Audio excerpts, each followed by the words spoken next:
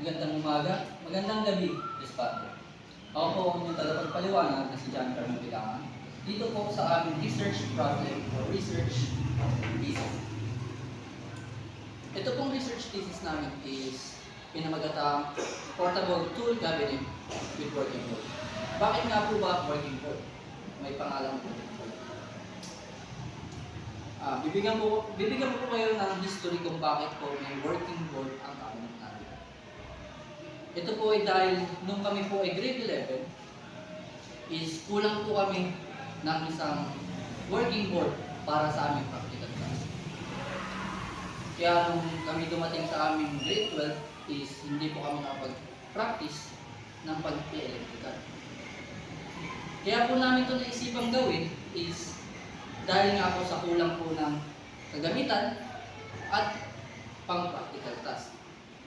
Ngayon, ipapakita ko po sa inyo ang function ng cabinet namin. Ito po.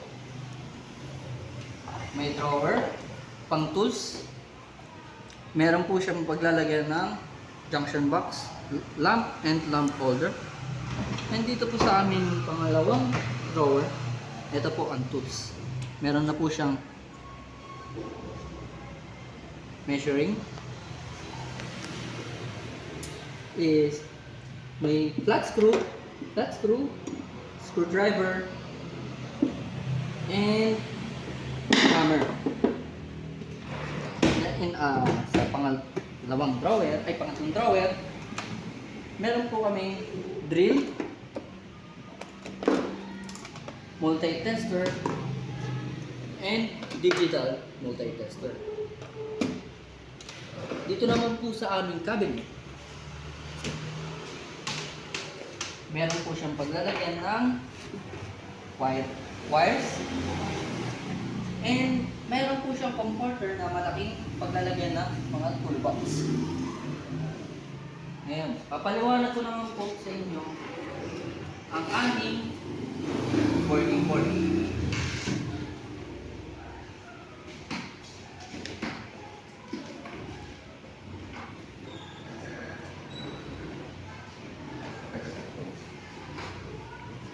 Po ang aming working board na ginagamit pang practical task sa EIA.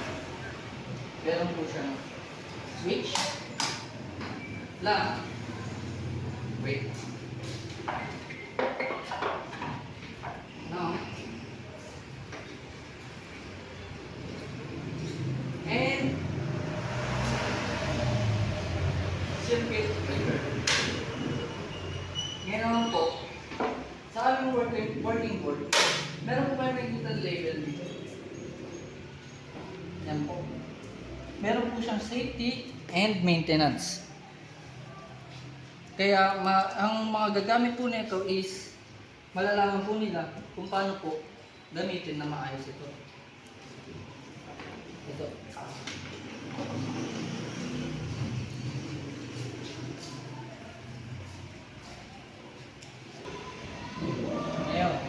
Papaliwanag ko naman po kung bakit ang aming cabinet is merong pangalan na portable. Wait lang.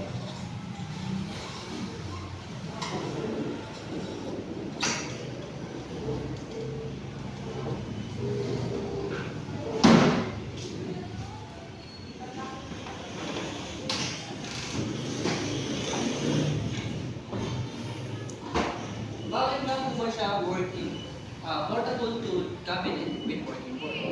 Dahil po is mahirapan po ang isang estudyante ng grade 11 at grade 12 kung dadalhin po nila ito na itong malaking cabinet.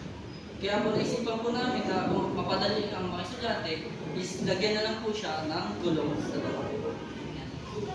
Pwede niyo po siya kung itulak ng kailang po ng isa. Pwede rin naman po na may kasama kayo.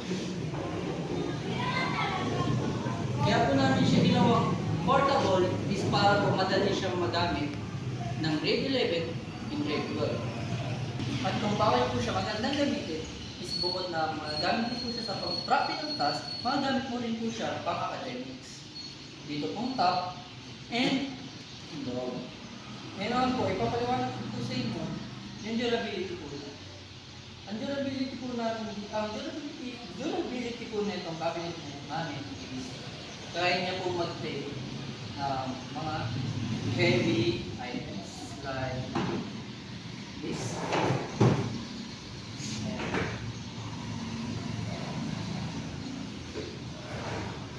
Pero may limit pa rin po yung kaya. Since ang ginamit po naman namin pong kahoy dito is plywood na may size na 3/4. Kaya masasabi niyo po durable po ang aming cabinet. Maraming salamat po sa pakikinig. Nalaman po ang aming paliwanag dito sa aming research problem na pinamagatam portable tool cabinet with working. Salamat.